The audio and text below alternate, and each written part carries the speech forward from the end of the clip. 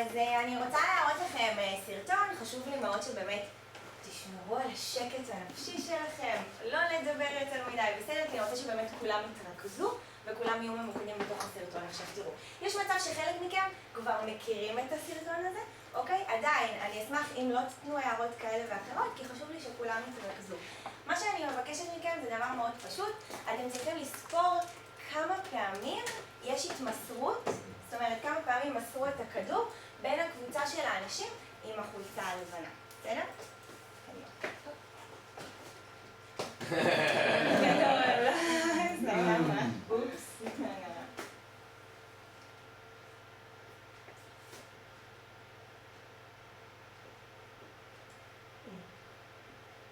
לא מה שחשבתי.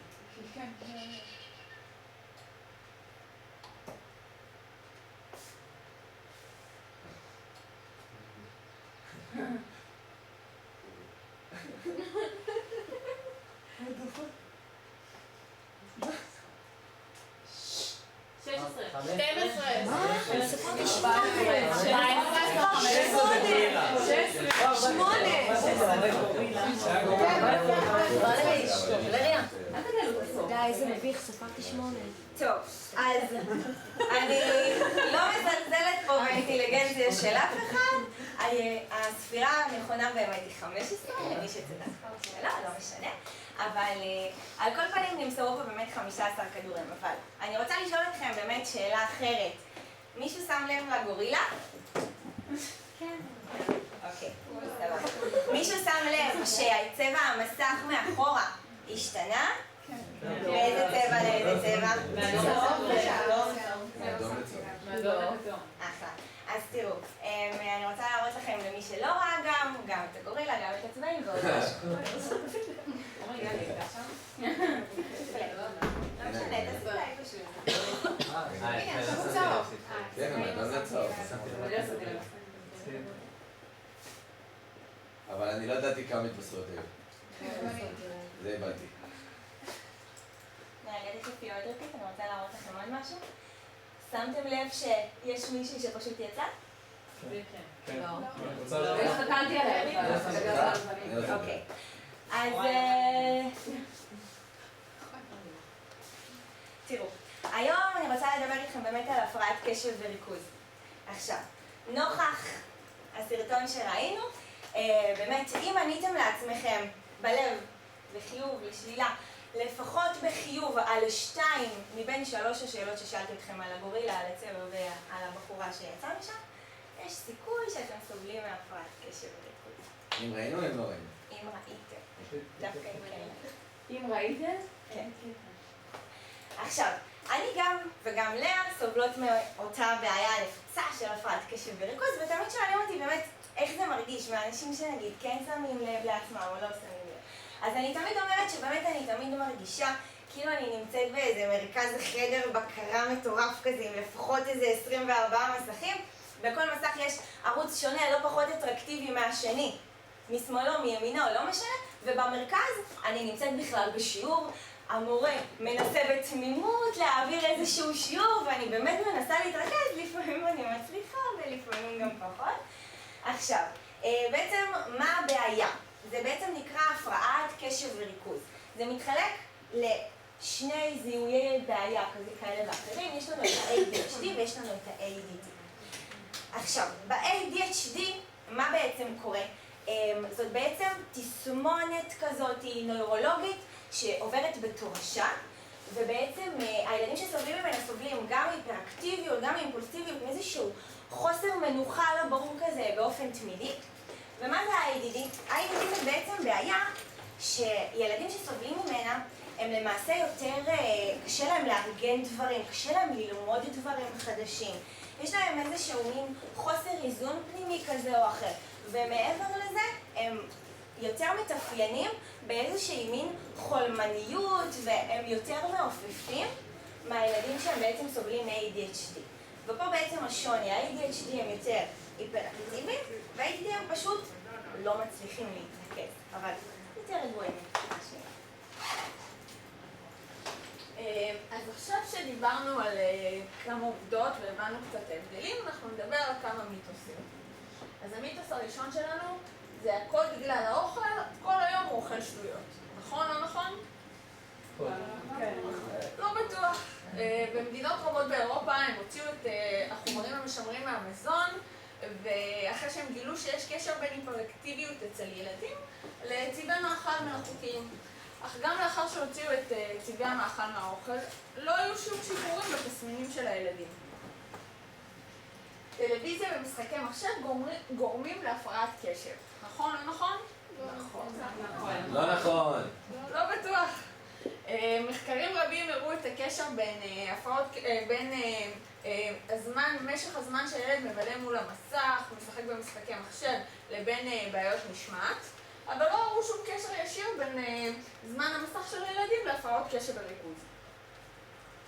עישון ושתיית אלכוהול בהיריון גורמים להפרעת קשב וריכוז. נכון או נכון? לא נכון. אז קודם כל...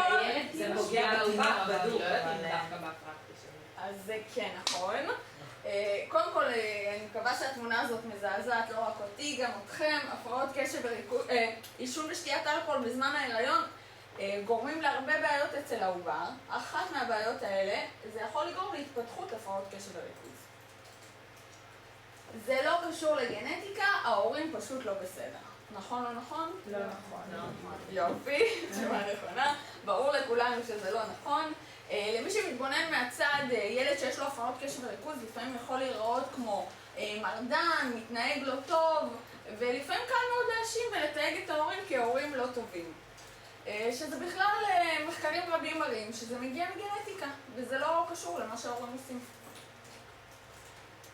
אז אחרי שהפרחנו כמה מיתוסים, אנחנו נחזור לעובדות. בני נוער רבים וילדים רבים לוקחים ומטופלים בתרופות כמו ריטלין וקונצרטה.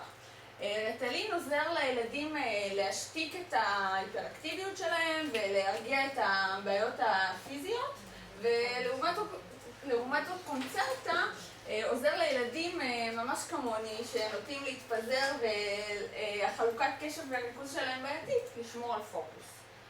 אבל מישהו דיבר אתכם אי פעם על התופעות לוואי? בארצות הברית יותר מ10,000 ילדים, פעוטות, גילאי 2 עד 3, מטופלים בריטלין. וזה בלי שיהיה איזשהם דרכים בכלל לאפיין את הבעיה בגיל הזה, או איזשהם דרכי טיפול נכונות בגילאים האלה. התופעות לוואי של תרופה כמו ריטלין מלווה הרבה בדיכאון, הרבה בכאבי ראש, חוסר תיאבון, הם לא רוצים בכלל לאכול, מפסיקים לתקשר עם הסביבה, ובדומה לזה גם קונצרטה, שאני לקחתי לפני כמה שנים, גם גורם לאיבוד התיאבון, ערנות מוגברת, זה מפריע במולטיטסקינג שלהם, ולאחר התפוגגות התרופה במערכת, ממש קריסת מערכות. אוקיי, אז לאור באמת מה שלאה אמרה, הפרחנו כמה מיתוסים, הצגנו ככה קצת יותר עובדות, ואנחנו נוכחים לראות שיש לנו הרבה יותר חסרונות מאשר יתרונות בפתרונות שבעצם הרופאים נותנים לנו נכון להיום. עכשיו, יש נוירולוג ילדים אמריקאי שקוראים לו דוקטור ריצ'רדסון, והוא באמת מתמקצע בנושא המון שנים, והוא גם מטפל גם בילדים וגם במבוגרים, והוא בעצם אומר, אין דבר כזה בכלל, הפרעת קשב וריכוז, ADHD, ADD, לא משנה, אין דבר כזה. זאת באמת בעיה מומצאת. עכשיו הוא טוען שבעצם מדובר באיזשהו אוסף של תסמינים שמאובחן בצורה שהיא מיסודה לא נכונה. כל האבחון עצמו הוא שגוי ולקוי. עכשיו, הוא בעצם אומר שההשלכות בעצם פוגעות בילדים עצמם, שבעצם מקבלים טיפול תרופתי לקוי, כל הטיפול התרופתי, ילדים מקבלים כימיקלים לגוף.